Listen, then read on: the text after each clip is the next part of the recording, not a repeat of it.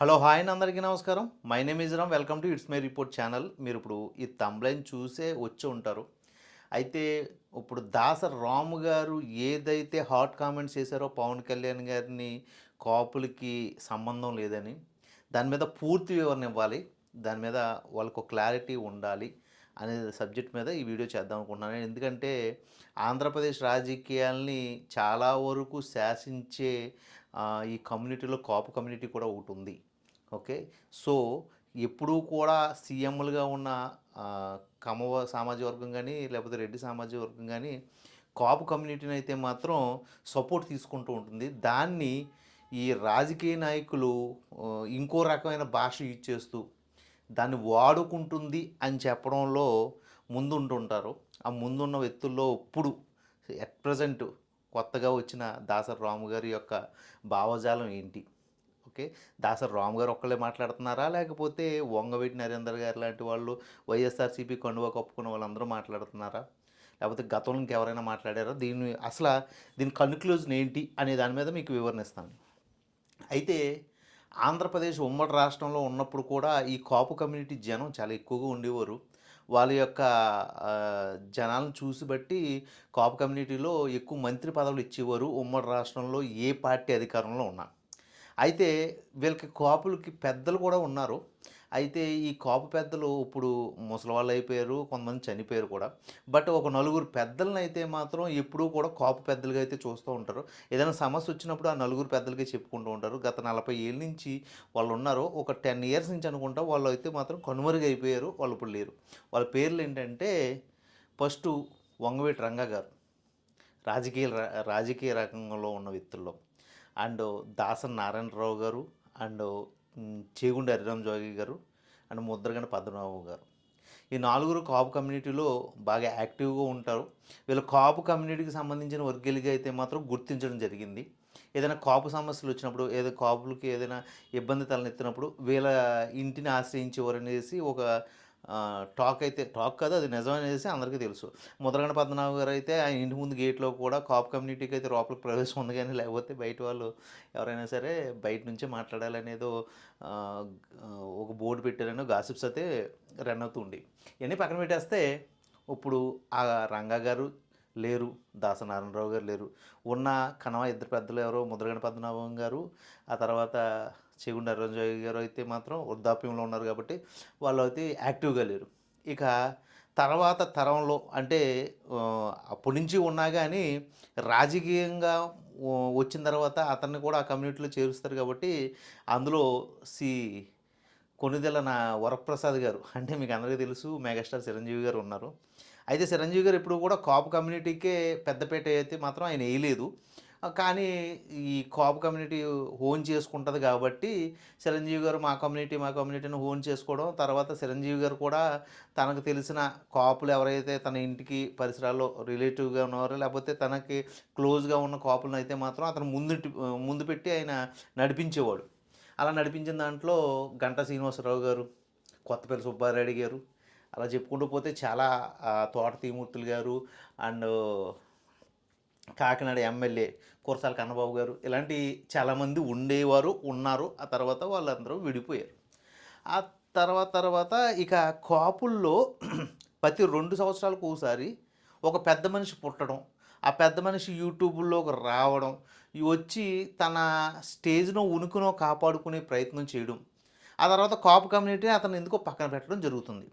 దీనికి source of information ఏంటి అంటే, పవన్ కళ్యాణ్ గారు రాజకీయాల్లోకి వచ్చిన తర్వాత కాపు కమ్యూనిటీ అంతా కూడా పవన్ కళ్యాణ్ గారి వైపు చూడడం జరిగింది. ఎందుకంటే ఆహ్, ఈ పెద్ద తలకాయ అనేది లేకుండా పోయింది. దాసనారాయణరావు గారు లాంటి వాళ్ళు కొంచెం వృద్ధాప్యం వచ్చేస్తున్న టైంలో పవన్ కళ్యాణ్ గారు రాజకీయ రంగ ప్రవేశం చేయడం, అండ్ చిరంజీవి గారు అయితే రాజకీయాల నుంచి తప్పుకోవడానికి ట్రై చేయడం, ఇవన్నీ కూడా పవన్ కళ్యాణ్ గారికి కాపు కమ్యూనిటీ ఒక పెద్దపీట వేయాలని ట్రై చేయడం చేసింది. అయితే అందులో కొంతమంది ఈ పీఆర్పీ పార్టీకెళ్ళి కొంచెం ఈ డిస్టర్బ్ అయిన వాళ్ళు, వెనక్కి వచ్చేసిన వాళ్ళు, లేకపోతే దాసనారాయణరావు గారంటే పడిన వాళ్ళు, ఇలా కొంతమంది ఉంటారు కదా! వాళ్ళందరూ కూడా వేరే వేరే పార్టీలో అయితే సర్దుకున్నారు. ఒకళ్ళు బీజేపీ, కాంగ్రెస్ అండ్ వైఎస్ఆర్‌సీపీ, టీడీపీలోకి సర్దుకున్నారు. అయితే వాళ్ళ ఉనికిని కాపాడుకోవడానికి కాపులందరూ మా వైపు ఉన్నారని చూపించుకోవడానికి వాళ్ళు ఈ కాపుల వనభోజనాలకి లేకపోతే కాపుల మీటింగులకి వెళ్ళి మేమున్నాము మాకే చెప్పండి మీ ఓటు బ్యాంకింగ్ మాకు మలచండి అని చెప్పడంలో ఈ యువత ఏదైతే ఉందో ఆ యువత వీళ్ళని నమ్మడం మానేసి ఎక్కువగా పవన్ కళ్యాణ్ గారి వైపు అయితే మొగ్గు చూపించింది. కానీ పవన్ కళ్యాణ్ గారు 2014 నుండి 2024 వరకు కూడా ఎక్కడ కూడా కాపు కమ్యూనిటీని నా దగ్గరే ఉండండి అని అధికార ప్రకటన అయితే చేయలేదు. అనధికారికంగా అయితే మాత్రం కాపులందరూ చాలామంది పవన్ కళ్యాణ్ గారి వెంట అయితే నడిచారు.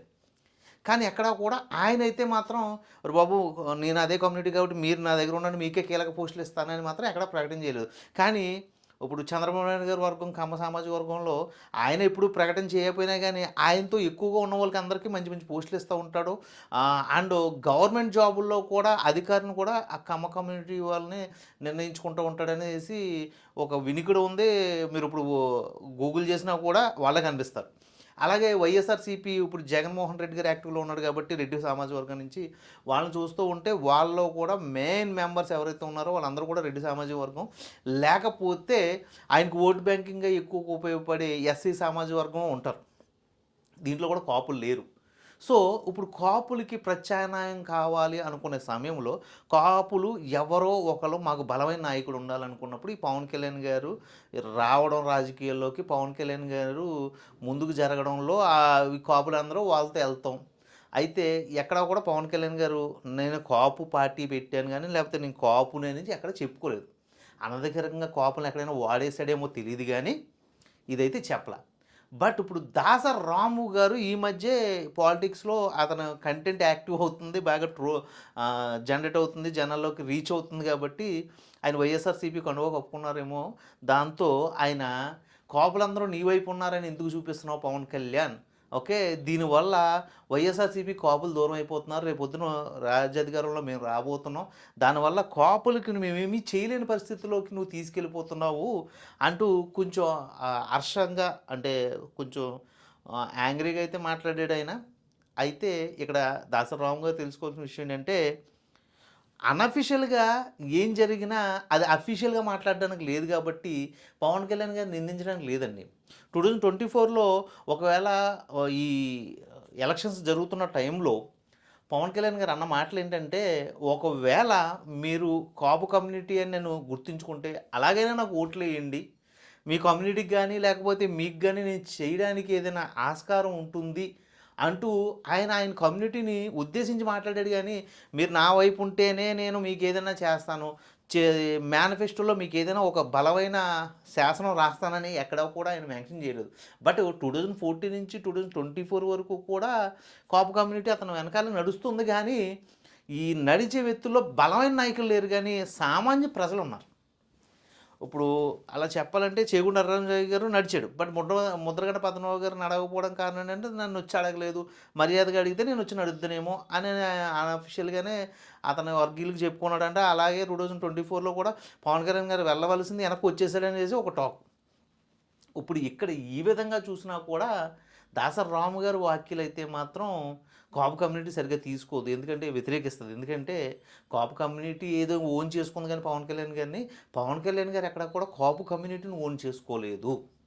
ఆయన అందరికీ సంబంధించిన వ్యక్తిగానే ఆయన అఫీషియల్ స్టేట్మెంట్లు ఇస్తున్నాడు. అందరికీ అన్ని క్యాస్ట్‌లకి సంబంధించి రాజ్యాంగంలో నేను ఈ వ్యవస్థని లేకపోతే ఈ పార్టీని నడుపుతున్నాననే చెప్తున్నాడు ఎప్పుడూని. ఏదైనా ఉంటే కాపు కమ్యూనిటీ నాకు ఓటేస్తే నగ్గుతాను అని అంటున్నాడు. బట్ పిఠాపురంలో కూడా ఆయన నగ్గడానికి బలమైన మెజారిటీ రావడానికి గల కారణం కాపు కమ్యూనిటీయే. బట్ ఆయనైతే మాత్రం అలా చూడట్లేదు. బట్ ఇది కాపు కమ్యూనిటీలో ఉన్న యువత అర్థం చేసుకోవాలి గానీ, దాసరి రాము గారు మీరు కాపు కమ్యూనిటీ అంతా కూడా పవన్ కళ్యాణ్ గారి వైపు ఉంది అని మీరు అనుకుంటూ ఈ కాపు కమ్యూనిటీని మీరు చీలుస్తూ వెళ్ళడం అనేది సమంజసం కాదు. ఎందుకంటే ఇంకో 2 సంవత్సరాలు మీరు యాక్టివ్ పాలిటిక్స్‌లో ఉంటారు. లేకపోతే లైఫ్ లాంగ్ ఉంటారు. లైఫ్ లాంగ్‌లో ఉన్నప్పుడు కమ్యూనిటీకి మీలాంటి పెద్దలు ఏం చేస్తున్నారన్నది చాలా ఇంపార్టెంట్ అండి. ఎందుకంటే చాలామంది పెద్దలు వచ్చి వెళ్ళిపోయారు గానీ, ఎవరో కూడా కాపు కమ్యూనిటీకి స్ట్రాంగ్ ఈ బేస్ తీసుకొని అది ముందుకు నడిపించలేకపోయారు. ఎందుకంటే ఈ సంఘాల మీటింగుల్లో కూడా ఎవరో కూడా కాపు యువతనైతే మాత్రం ఒక కట్టడికి తీసుకురాలేకపోయారనేది 100% కాపు కమ్యూనిటీలో జరుగుతున్న ఒక న్యూస్ అది. మరి దాన్ని మీరు నోటీస్ చెయ్యాలి. అంతే తప్ప పవన్ కళ్యాణ్ గారిని అంటే ఏమొస్తదనేది ఇప్పుడు కాపు కమ్యూనిటీ కాదండి. మొత్తం ఈ న్యూస్ చూస్తున్న న్యూస్‌కి సంబంధించిన ఎనాలిసిస్ లేకపోతే ఈ వ్యర్థలు ఎవరైతే ఉన్నారో వాళ్ళైతే మాత్రం దోసరి రాము గారు మాట్లాడిన వ్యాఖ్యల్లో అర్థం లేదు అని నేను అనుకుంటున్నారు. మరి దాని మీద కాపు కమ్యూనిటీ ఏమనుకుంటుంది? లేకపోతే ఇప్పుడున్న జనసేన కార్యకర్తలు ఏమనుకుంటున్నారు అనేది ముఖ్యం. రాబోయే రోజుల్లో దీని మీద ఒక కన్క్లూజన్ అయితే వీడబోతుందని నేను అనుకుంటున్నాను. ఏదేమైనా కాపు కమ్యూనిటీకి అయితే మాత్రం మంచే జరగాలి. వాళ్ళు కూడా రాజ్యాధికారంలో పివి సునీల్ గారు చెప్పినట్టు సీఎంలు అవ్వాలి. ఆ సీఎంలు అవ్వడానికి అన్ని క్యాస్టులు కలిపి ముందుకెళ్ళాలని కోరుకుంటున్నానండి. దానికి దాసరాము గారు సపోర్ట్ ఉండాలి. అండ్ ఈ కాపు కమ్యూనిటీ పెద్దల సపోర్ట్ ఉండాలి. మరి సీఎం క్యాండిడేట్ పవన్ కళ్యాణ్ గారు అవుతారా? లేకపోతే చిరంజీవి గారు అవుతారా? లేకపోతే అనూహ్యంగా ముద్రగడ పద్మనాభం గారు అవుతారా? లేకపోతే ఇంకెవరైనా పెద్దలు సడన్గా వెలుగులోకి వచ్చి కొత్త రాజకీయాలు అయితే చేస్తారనేది చూడాలి. దీని మీద మీరేమనుకుంటున్నారో కాపు కమ్యూనిటీకి సంబంధించిన వ్యక్తులు ఓకే ఇలా తమ్లైన్ చూసి వచ్చి ఉంటారు కదా ఖచ్చితంగా. తప్పు ఎక్కడ ఉందో అనేది మీరు గ్రహిస్తే మీరేమనుకుంటున్నారో మీ కామెంట్ రూపంలో తెలియజేయండి. అలాగే నేను ఇలాంటి మంచి మంచి కంటెంట్లు చేయడానికి కొంచెం ప్రోత్సహిస్తూ కామెంట్లోనూ లేకపోతే మీ అభిప్రాయాన్ని సబ్స్క్రిప్షన్తోనూ తెలపాలని కోరుకుంటున్నాను. మరో మంచి కంటెంట్తో మీ ముందుకు వస్తాను. అప్పటి వరకు సైన్ అవుట్. మీరు రా.